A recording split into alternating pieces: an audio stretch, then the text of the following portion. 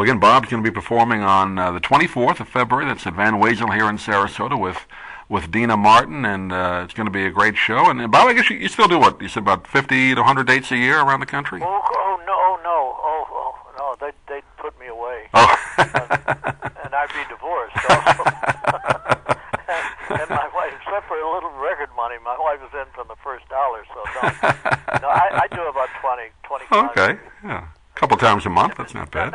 Just enough to keep me busy and keep my mind going. And the folks, I mean, you'll do some of the favorite ones, I'm sure, but you always, you continue to update those routines, don't you, from time to time? Yeah, I'll do one, maybe two of the old record routines, because I know some of the people show up for Sir Walter Raleigh or the driving instructor or Abe Lincoln or Submarine Commander, so I'll do one of those, but the rest of it is all observational about kind of things going on today.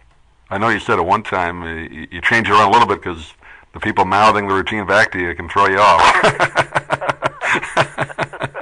throws me off to watch their lips move along. That's right. As I'm doing it, Well, when you made those recordings, Bob, I mean, obviously you can't expect or predict that it's going to be as big as it was, but did you have any inkling at all that it would take off like that?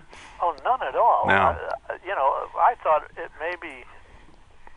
I mean, I had a nightclub career going, not by design, but it's the only thing that anyone offered me that would pay me any money. and so I after I made the album, I said, well, you better learn how to do this because this no one's going to pay you for anything else. and finally, I made the record album in February of 1960 in Houston, Texas.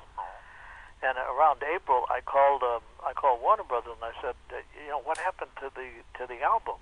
I didn't know if maybe they didn't like it and weren't going to put it out or what.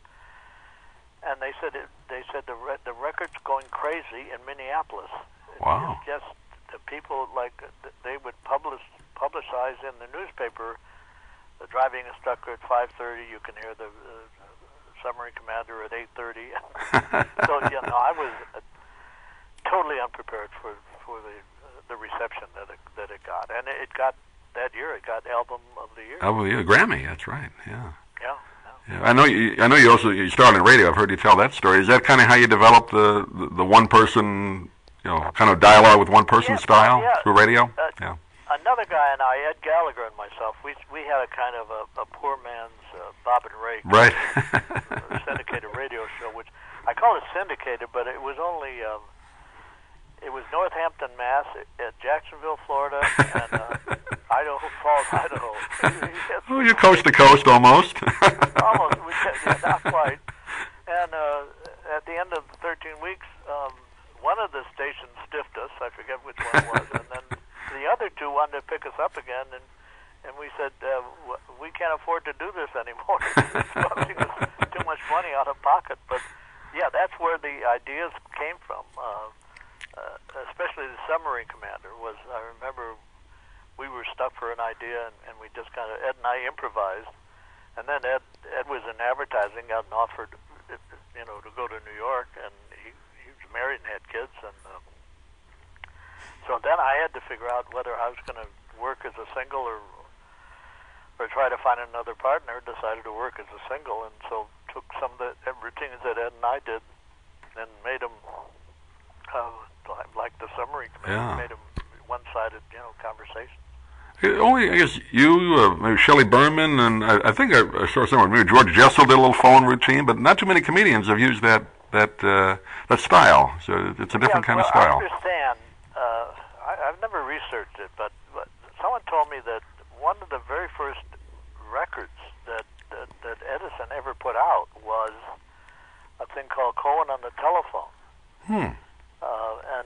And then George Jessel used to, he used to, at the end of his radio show, used to call up his mother and say, Mom, this is Georgie from the Money. That's right. And here's what happened. We had a nice show. We had so-and-so on, Ronald Coleman, and then Shelley did it, and Mike and Elaine did it, and I did it. And, so it's been a kind of a standard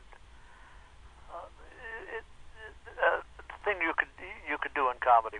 For certain routines, they lent themselves to telephone conversations. It's a great device because you can do. Yeah. It's endless, really, what the possibilities are. So that's what Well, makes it work. and because the audience enjoys it because they're participating. You know, They have to imagine what the other person says. The other side of the conversation is. You know? Yeah.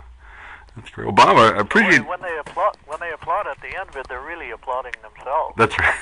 They're not applauding me. But you get the money, so that's the good part. I get the money. Yeah.